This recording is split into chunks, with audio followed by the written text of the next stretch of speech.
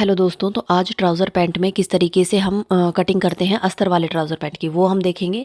तो और उसके बाद हम देखेंगे कि आसन में क्या-क्या दिक्कतें आती हैं और उनको किस तरीके से सही किया जा सकता है।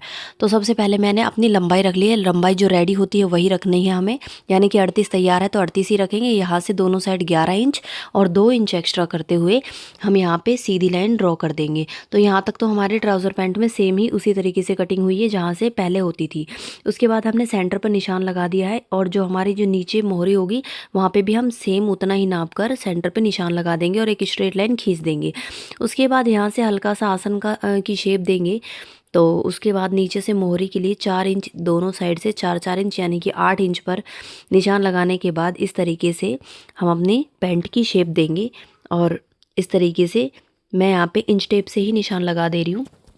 अगर आपके पास स्केल है तो आप वो भी यूज़ कर सकते हैं। तो अभी तक तो हमने सेम उसी तरीके से कट किया है जैसे हम नॉर्मल अपनी कोई भी ट्राउज़र पैंट की कटिंग करते हैं।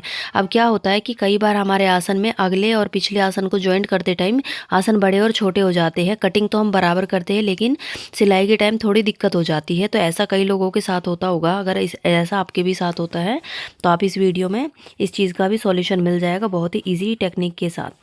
तो ये हमारे फ्रंट पार्ट की पूरी तरीके से कटिंग हो चुकी है। बिल्कुल इजीली मैंने इसकी कटिंग की है, कुछ भी मैंने यहाँ पे बहुत ज़्यादा नहीं किया है। उसके बाद बैक पार्ट को भी कटिंग करने के लिए मैंने जो अपने अगले पार्ट थे उसको इस पे रखा है। और अब तक हम क्या करते थे कि आसन वाली साइड से ही हम 1.5 इंच एक्स्ट्रा कपड़ा बढ़ाते थे, लेकिन नहीं, यहाँ पे हमको सिर्फ आसन को ऊपर से बढ़ाना है और पीछे से हमको 1.5 इंच कपड़ा बढ़ाना है। तो मैंने आसन वाली साइड से नहीं बढ़ाया है, इतना ध्यान रखना होगा कि मैंने आसन को सिर्फ ऊपर से शेप दी है और पीछे से बढ़ाया है। ठीक है, जहाँ पे हमारे मेन सिलाई होती है। तो थोड़ा मैं जूम कर कर भी आपको उसके बाद दिखाऊंगी कि कटिंग करने के बाद कि मैंने कैसे किया है इसको।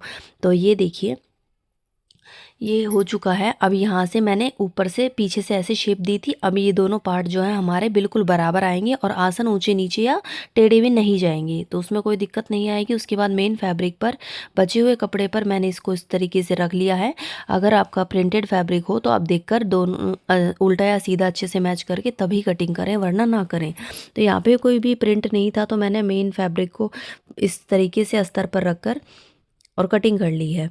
तो पूरे पार्ट को मैं इस तरीके से अलग कर दूंगी और डिक्टो हमें उसी तरीके से कटिंग करनी है जैसे हमने अस्तर पे कटिंग की थी। तो ये एक पार्ट हो चुका है। इसी तरीके से हमने दूसरे पार्ट को भी कट कर दिया है। उसके बाद जो ये अगले पार्ट हैं उनको भी डबल फोल्डेड करते हुए मैंने यहाँ पर इस तरीके से शेप दे दी है।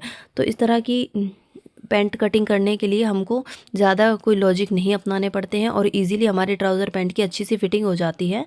तो उसके बाद हम बेल्ट की कटिंग करेंगे। बेल्ट को कट करना भी बहुत इजी है। जितना भी हमारा फैब्रिक बचता है उसको हम डबल फोल्ड करके इस तरीके से निशान लगाकर सिलाई कर देते हैं।